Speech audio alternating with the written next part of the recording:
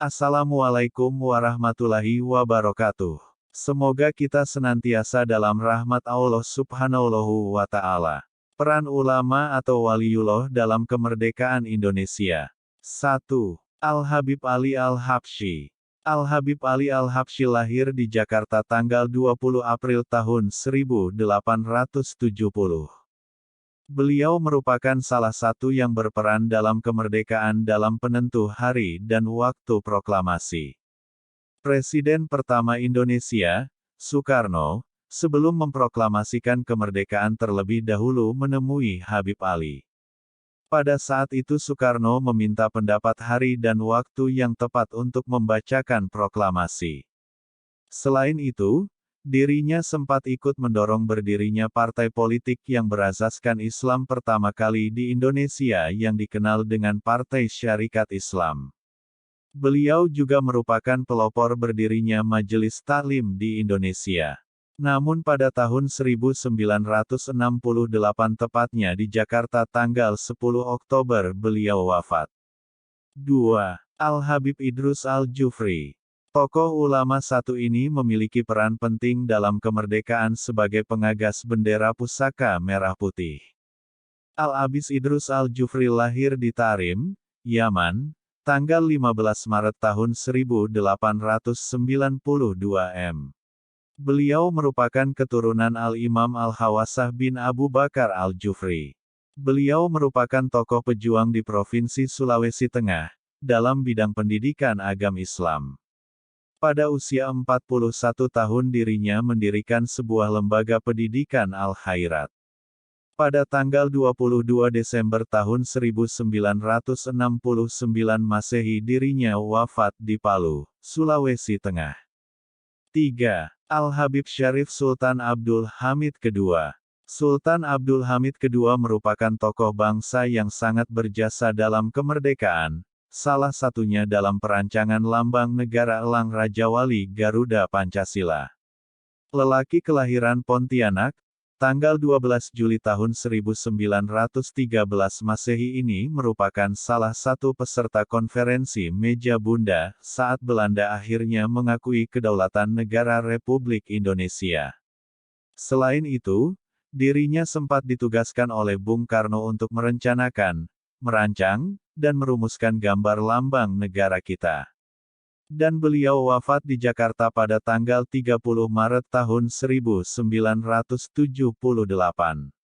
4. Al-Habib Hussein Mutahar. Diberi gelar kehormatan negara Bintang Mahaputra atas jasanya menyelamatkan bendera pusaka merah putih dan juga memiliki bintang gerilya atas jasanya ikut berperang gerilya pada tahun 1948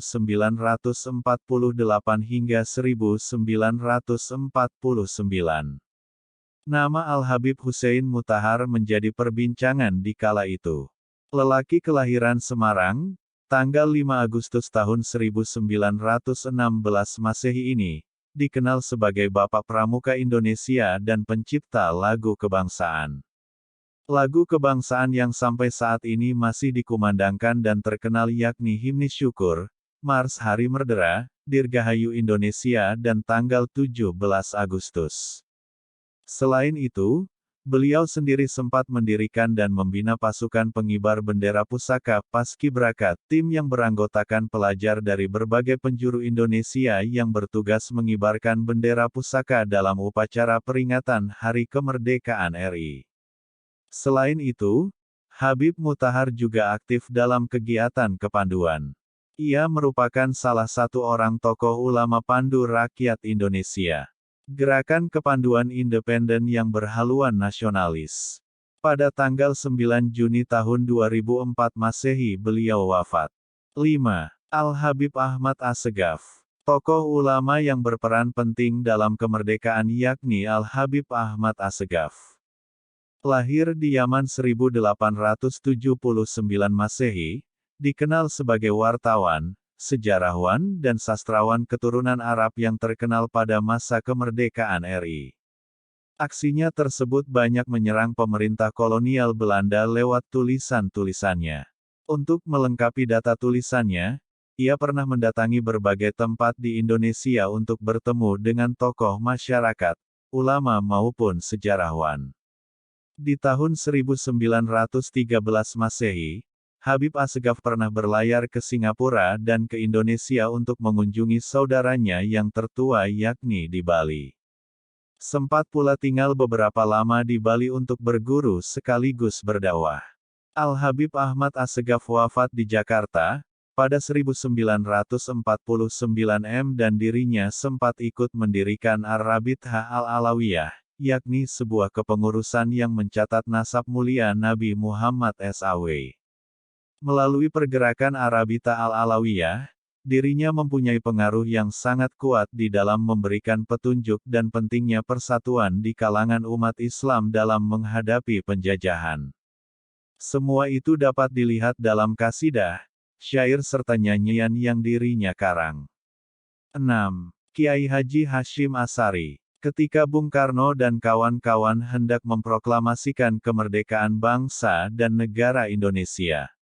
Beberapa hari sebelum proklamasi kemerdekaan, Bung Karno sowan ke Kiai Hasyim Asy'ari tentang hari proklamasi. Kiai Hasyim Asy'ari memberi masukan hendaknya proklamasi dilakukan hari Jumat pada Ramadan.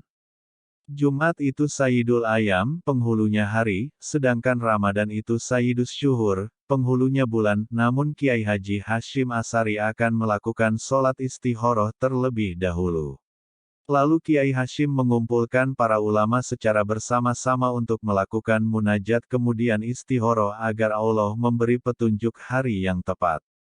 Kemudian setelah itu Bung Karno memerintahkan utusannya datang menemui Kiai Haji Hasyim Asy'ari untuk menanyakan hasil istikharah para kiai. Sebaiknya tanggal dan hari apa memproklamasikan kemerdekaan. Kemudian Kiai Haji Hasyim Asy'ari tentukan hari kemerdekaan itu, yaitu hari Jumat, Sayyidul Ayam, tanggal 9 Ramadan, Sayyidus Syuhur, 1364 Hijriah tepat tanggal 17 Agustus tahun 1945, dan lihatlah apa yang dilakukan Bung Karno dan ribuan orang di lapangan saat itu, dalam keadaan puasa semua berdoa dengan menengadahkan tangan ke langit untuk keberkahan negeri ini. Tak lama dari itu, sahabat Mbah Hasyim semasa belajar di Mekah Hijaz, yang memang selama itu sering surat menyurat, Syekh Muhammad Amin Al-Husaini, Mufti Besar Palestina untuk pertama kali memberikan dukungan pada proklamasi kemerdekaan Indonesia. Peran ulama habaib maupun kiai yang cukup sentral membuat seluruh komponen pejuang kemerdekaan Indonesia tidak ingin melepaskan diri dari bimbingan para ulama. Hal ini dibuktikan ketika para pejuang nasionalis seperti Bung Karno, Jenderal Sudirman, Bung Tomo, dan lain-lain senantiasa sowan ke Kiai Haji Muhammad Hasyim Asy'ari dalam memutuskan segala sesuatu yang berkaitan dengan kepentingan bangsa dan negara.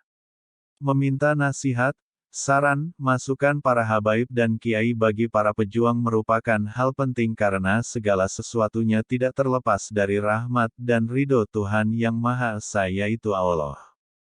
Hal ini relevan dilakukan karena para ulama merupakan manusia yang paling dekat dengan Tuhannya.